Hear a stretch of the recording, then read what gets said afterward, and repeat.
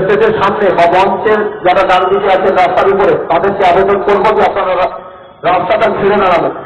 আমাদের আর বসার জায়গা নেই, আপনারা দয়া করে রাস্তা থেকে ছেড়ে দাঁড়াবেন, আমাদের সহযোগিতা করবেন। বন্ধুগণ, মাননীয় আজকের সভার সভাপতি বন্ধুগণ, ভাঙড় 1 নম্বর ব্লকের সভাপতি শাহজাহান সাহেব, আজকে এই সভার মধ্যমণি আমাদের প্রিয় নেতা দক্ষ কর্মবীর মমতা ব্যানার্জির আশীর্বাদ ধন্য আমাদের সেই নয়নের মণি মাননীয় শওকত মোল্লা মহাশয় এবং উপস্থিত সমস্ত স্তরে নেতৃবৃন্দ, কর্মীবৃন্দ, ভাই ও বোনেদের সর্বপ্রথম জাতীয়তাবাদী অভিনন্দন এবং আসার জন্য মোবারকবাদ জানাই।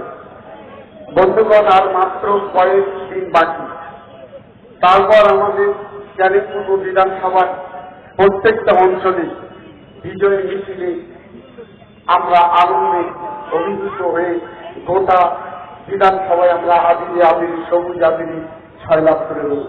মাত্র কয়েকদিন বাকি।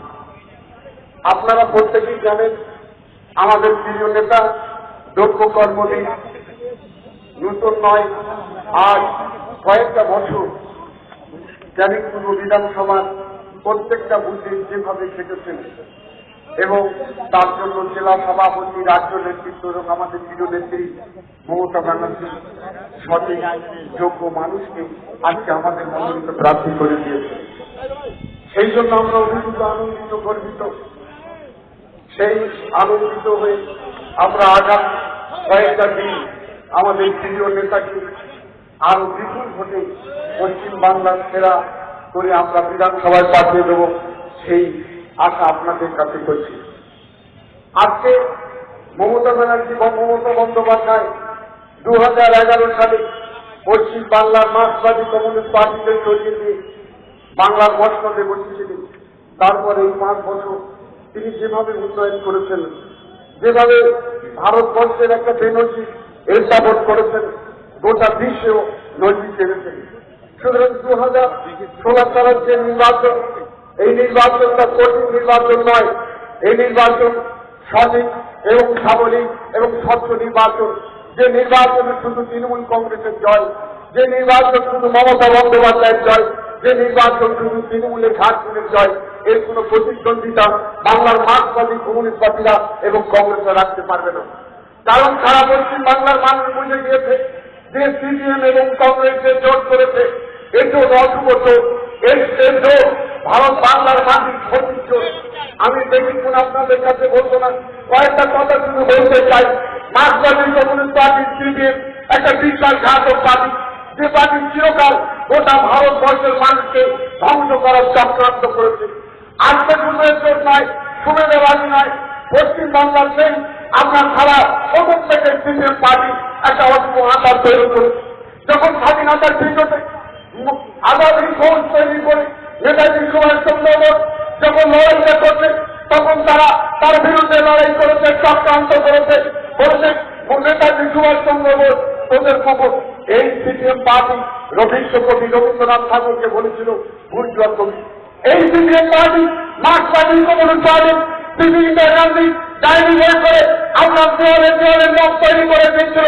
এই সিপিএম পার্টি ভারতবর্ষের প্রত্যেকটা জায়গায় বিশ্বাসঘাতকতা করেছিল।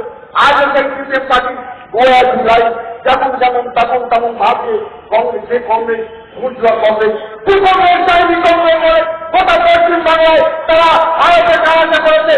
যে কংগ্রেসকে রাজীব গান্ধী মোহন কংগ্রেস বলেছে, আজকে নীলকের মতো তাদের সঙ্গে হাত মিলেছে। আর আমরা অবাক হয়ে যাচ্ছি যে কংগ্রেসকে তারা করেছে, যে কংগ্রেসকে 34 বছর ধরে মার্ক্সবাদী কমিউনিস্ট পার্টি শুধু খুন করে বাংলার মাটিকে লাভ করে দিয়েছে। কাহিনী শব্দ চরিতার্থ করার জন্য নিরজ্জ বেহায়া অজিত চৌধুরীরা তাদের সঙ্গে হাত মিলিয়েছে। তোমরা যতই 8 বছর করো, যতই তোমরা ঘোষণা দাও, বাংলার মানুষ তোমাদেরকে এবং সিপিএমকে কোন রেয়াত করবে না, এটা প্রমাণ হয়ে গিয়েছে।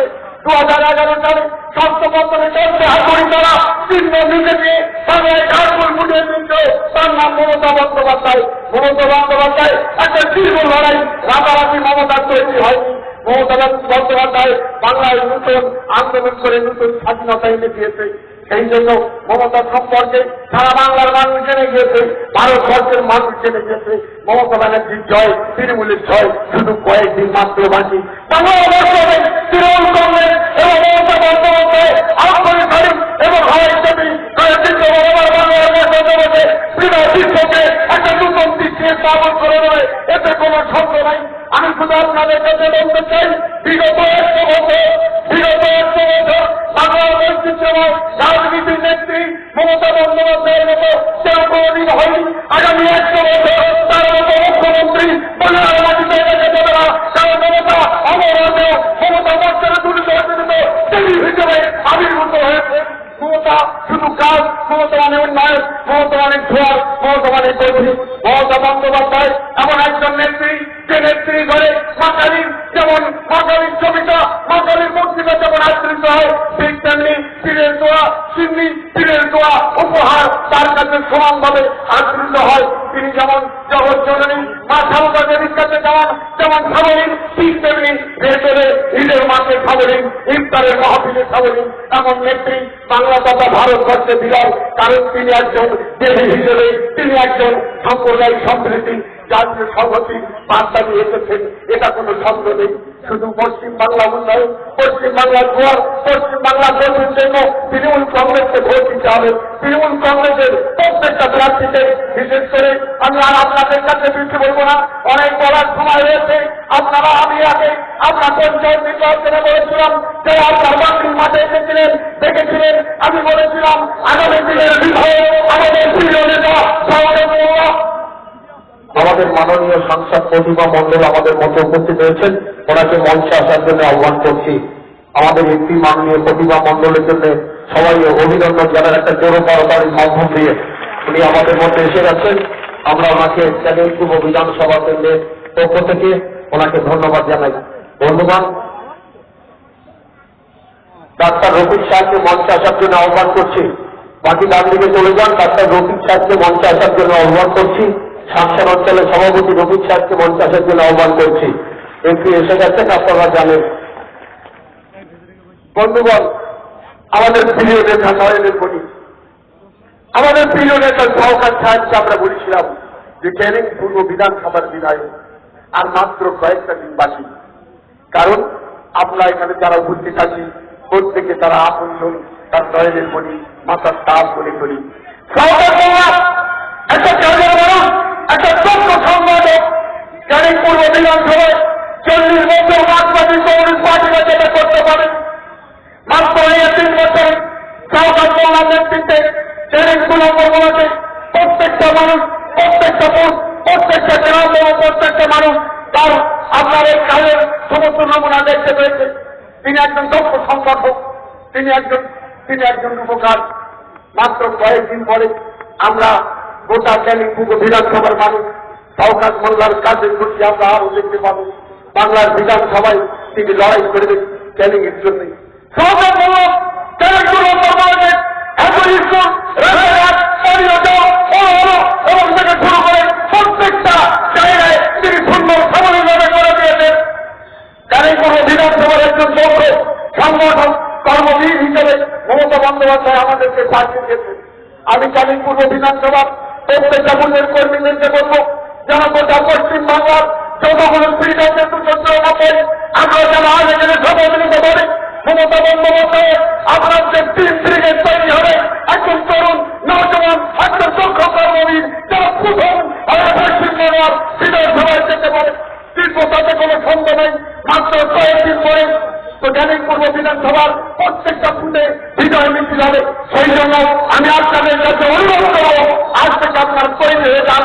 আমরা 294 মধ্যে আমরা যেন খোয়াজ করতে পারি, সেই দিন নতুন করে মারা আমাদের প্রিয় নেতার গলায় দিয়ে বলবো আমরা এই পশ্চিম বাংলার প্রথম, আমরা পশ্চিম বাংলার প্রথম। এবং আর একটা কথা বলে শেষ করি, শুনে রেখে দিন, আমরা যেমন মমতা বন্দ্যোপাধ্যায় সম্পর্কে গর্বিত, আমি এই কথাটা আপনাদেরকে বলে যাচ্ছি। মমতা বন্দ্যোপাধ্যায় একটা কীর্তন, আজকে বড় কথা নয়, আমি স্পষ্ট